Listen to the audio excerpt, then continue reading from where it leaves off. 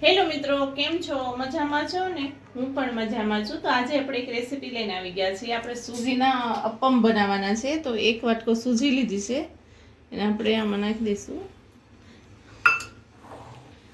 ને છાશ લીધી છે. ખાટી છાશ લેવાની. આમાં થોડીક ખાટી છાશ નાખવાની છે, એક વાટકો જેટલી. એને ને આપણે પાણી ગરમ કરવા રાખી દીધું છે. ગરમ પાણી નાખશું ને તો મસ્ત ફૂલી જશે. એટલે આ છાશ નાખી દઈશું આપણે.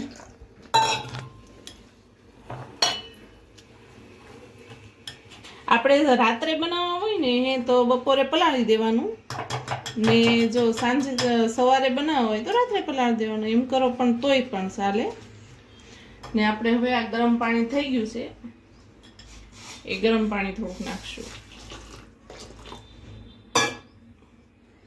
અત્યારે આપણે પલાળી દઈ.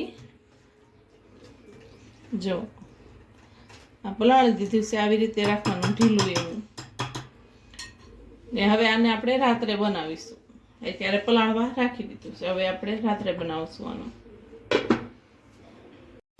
જો મિત્રો, આપણા સૂજી પલાળીથી એ પલળી ગઈ છે, પલ્લીને મસ્ત થઈ ગઈ છે.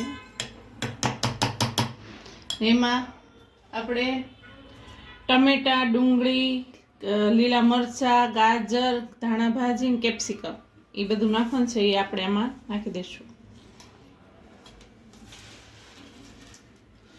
બધું નાખીશું.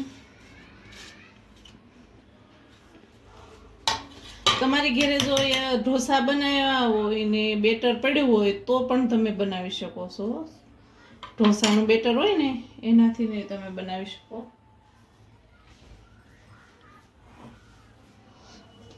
થોડું મીઠું,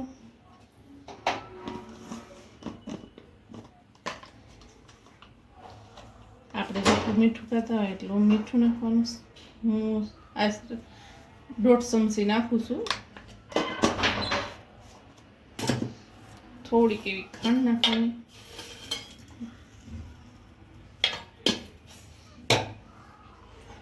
રેગ્યુલર મસાલા, હળદર નાખીશું, ધાણા જીરું પાવડર, થોડુંક લાલ મરચું. બહુ તીખું ન ખાતા હોય તો રહેવા દે. છોકરાઓ ખાય ને તો છોકરાઓ તીખું ન ખાય કે એટલે. ને આપણે વઘાર કરવાનો છે, તો એ વઘાર માટે આપણે તેલ મૂકેલું છે. એ તેલ ગરમ થાય ત્યાં સુધીમાં આપણે બધું હલાવી દઈએ.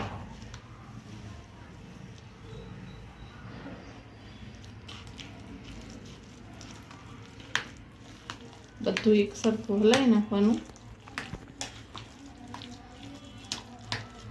મસ્ત પલળી ગયું છે. આપણું તેલ પણ આવી ગયું છે. એમાં આપણે થોડીક રાઈ જીરું,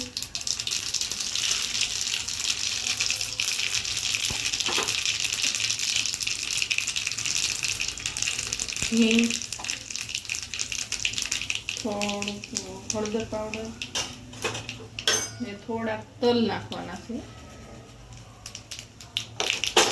બધું આપણે આને બનાવી દઈશું.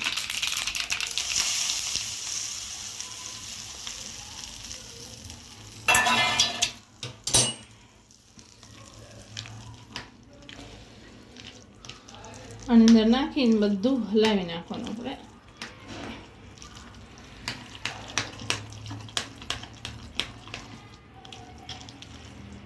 એવું લાગે જરૂર પડે તો થોડું પાણી નાખવાનું.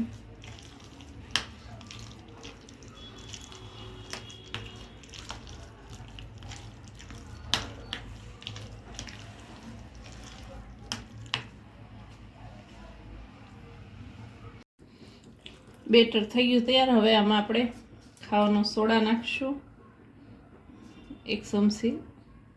ને આપણે અપમ પેન છે ને એ તપવા મૂકી દીધું છે. એમાં થોડુંક પાણી નાખીશું આપણે. બધું હલાવી નાખશું. અમે તો આવી રીતે બનાવીએ છીએ. તમે કેવી રીતે બનાવતા હોય એ અમને કહેજો, કમેન્ટમાં કહેજો તમે કેવી રીતે બનાવો. અમે તો આવી રીતે બનાવીએ છીએ.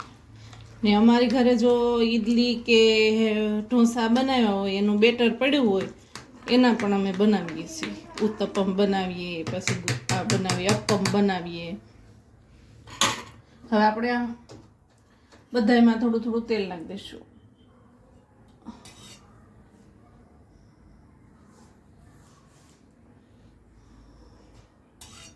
બધામાં થોડું તપી ગઈ છે આમ લોઢી તો, એટલે બધામાં થોડું થોડું તેલ નાખી દઈએ ને તો અપ્પમ જલ્દીથી સોટે નહીં અપ્પમામાં, એટલે આપણે જલ્દીથી ને ઉખડી જાય એમાંથી. થોડું થોડું તેલ બધામાં. ને હવે આપણે અપ્પમ છે ને એક એક ચમચી આમાં જેટલું સામે એટલું આપણે મૂકીશું. પહેલાં તો છે ને ગેસ ધીમો કરી નાખશું.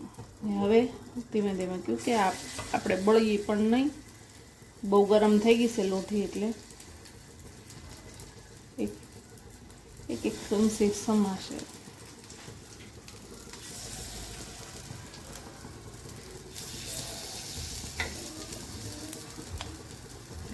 બધા અપ્પમ આપણે મૂકી દઈશું. આપણે બધામાં અપ્પમ રાખી દીધા છે. હવે એને આપણે ઢાંકી દઈશું થોડીક વાર, ને થોડુંક ફૂલ ગેસ કરી નાખશું. ધીમો ગેસ કરી લીધો ને આપણે ફૂલ કરી દઈશું થોડો.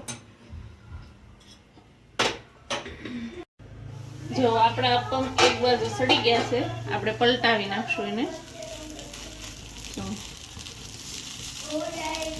બધાય આપણે આવી રીતે આમ પલટાવી નાખશું બધાય.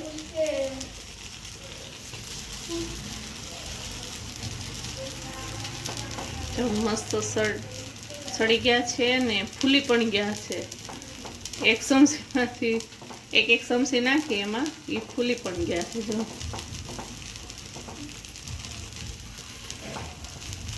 જો મસ્ત આવું બને છે ને અપ્પમ આપણા મસ્ત થયા છે ને. તમારા ઘરે પણ એકવાર ટ્રાય કરજો આ રેસીપી. આપણને કેવો રોંઢે ભૂખ લાગી હોય એવું હોય તો પણ ચાલે, છોકરાઓને નાસ્તામાં દેવું હોય તો પણ ચાલે. હવે આપણે એને બીજી બાજુ આપણે એને સડવા દઈશું. આપણા અપ્પમ તૈયાર થઈ ગયા છે, સડી ગયા છે બધી બાજુથી. જો એકદમ મસ્ત સડી ગયા છે. આપણે હવે સર્વ કરી દઈશું.